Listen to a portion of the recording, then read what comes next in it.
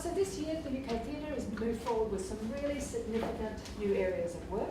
We've got a new business plan, 2017 to 21, that Cassie will be talking us through.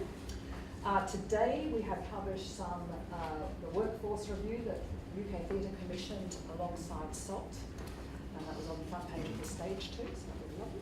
And Julian will tell us more about that. We've also commissioned with SALT and the Arts Council some research into the impact of live to digital performance, and we're also publishing guidance on how we get started in the digital area.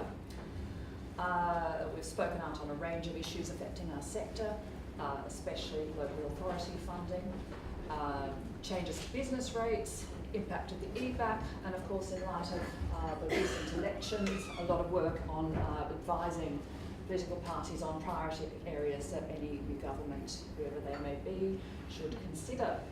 This is what we all achieved in 2016. Really strong figures for theatre across the UK. Gross sales of nearly 472 million, up 3.61 on 2015. Average ticket prices, again, it's gone up 4.17% to getting close to £25. Interestingly though, a small decrease in attendance.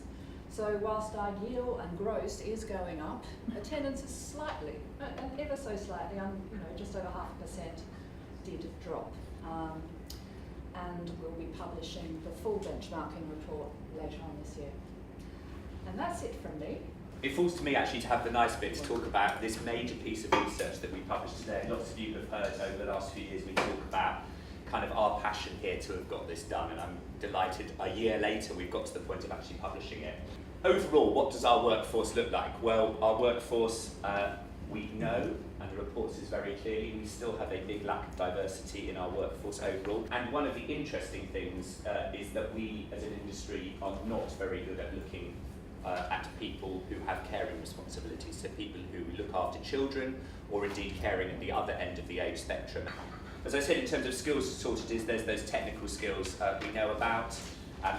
Obviously, the report very much highlights the difference between London and outside London, and I'll come back to that later on.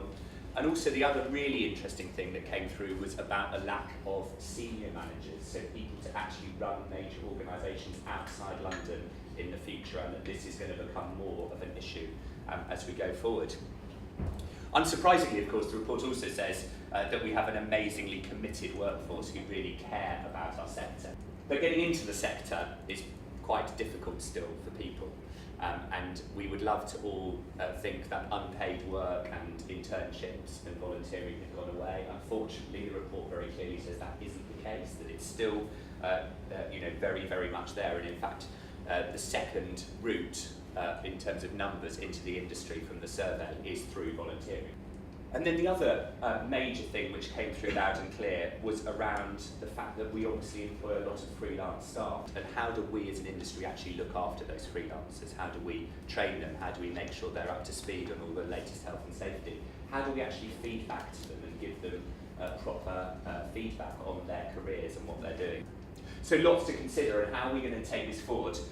Well, we've announced today that we're forming a consortium to take this forward probably over the next 6 months. And we are genuinely excited actually about taking this forward, and already we have people like Disney signed up to be part of this, and the RSC, just as 2 examples, alongside CC Skills and the National College. So we genuinely want to build a kind of cross-industry group from the real commercial sector, the not-for-profit sector, and those sort of government agencies collectively.